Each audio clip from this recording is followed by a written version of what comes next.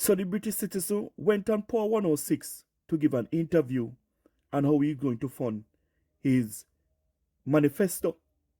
And even now, he don't explain how he's going to finance that manifesto. A matter of fact, him and Ralston Hyman, comrade Ralston Hyman, go as far as to call fellow journalists idiots and fools because they are questioning how Mark Golding, the British citizen, going to fund his budget his manifesto presentation that he gave in Parliament. Guys, take a listen for yourself. About how these will be funded without breaching the fiscal rule. Right. Well, the fiscal rules are embedded in our law. We did that when we were last in government, and they have adherence to them has achieved a tremendous national benefit, which is the reduction of the debt to GDP ratio, the size of the country's debt relative to the size of our economy, measured by our annual output, which has more or less been cut in half in the period since 2013. And we are committed to ensuring that that is preserved and that we adhere to the fiscal rules. So all our plans have to conform to that. Okay. Now, we are in opposition, and the role of the opposition is to develop our policy ideas. But before you go there, by way of a teaching moment, tell our listeners, why is this 60% debt to GDP important, and which one of the fastest economies in the world have a debt to GDP of 60%? Well, the established thinking was that 60% represents a sustainable debt level for a developing countries such as ours. And who established that thinking? That was established, I believe, by the international financial institutions, you know. And you will recall that we were in an IMF program, and that was the debt to GDP ratio which it was agreed was appropriate for Jamaica to aim for. And we are well on our way to getting there, because I think we're at about 69% now. 68. Coming from over 140%. Yeah, they said 135, but it was 147. Yeah.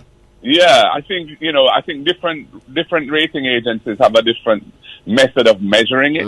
So I think they may have been quoting a percentage from one source, but the generally quoted reference is, I think, 147. Yeah, 147. Like yeah. So this is in a country which is prone to external shocks, and where we have an imbalanced economy, which is running trade deficits and that kind of thing. We don't want to have unnecessary buildup of debt to fund, recurrent expenses that are not generating revenue. I mean, we know, but we just wanted to explain to the people by the process of education. Yeah. Yes, and I was just adding a little more to that explanation, because, for example, the UK, the current government there, they have relaxed their fiscal rules a bit. So they're at 100%.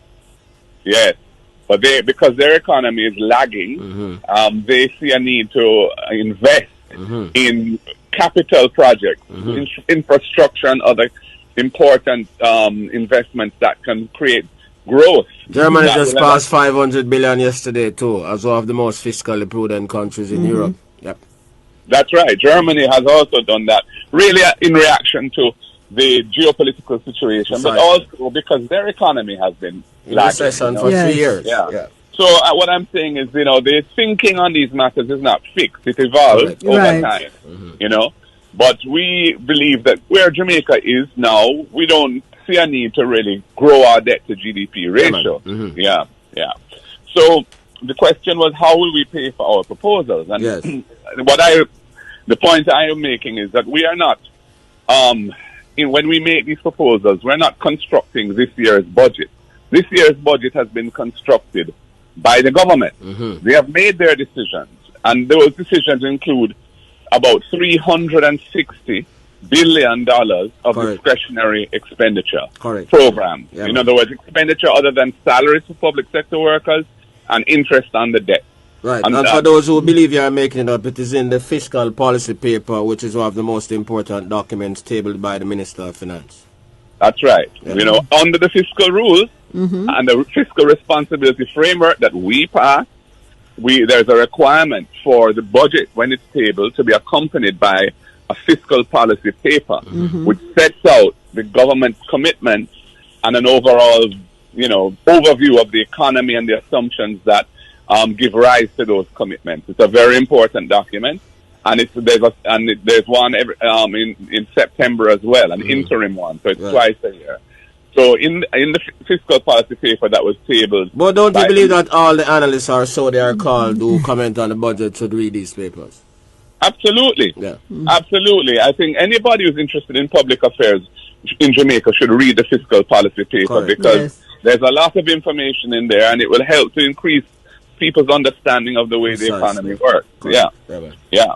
And in fact, I think students should read it too. Yes. Students of economics at university and students who are doing any kind of finance-related courses, even at high school. Yes. Because it is a document which has, as I've said, a lot to teach us. So, we are not constructing this year's budget with our proposals. We are assuming we're inheriting a budget. So, for example, the National Housing Trust extraction of resources. Yes. That money for this current fiscal year has already been taken by the government, and they're projecting to take it again in the coming fiscal year, the 11.4 billion. That's in their budget already. Yes. So when the election is held, which will be some point during the coming fiscal year, that is already a done deal. But the important point to note is that the legislation that they passed, which had extended the period of taking this amount each year out of the National Housing Trust, $11.4 billion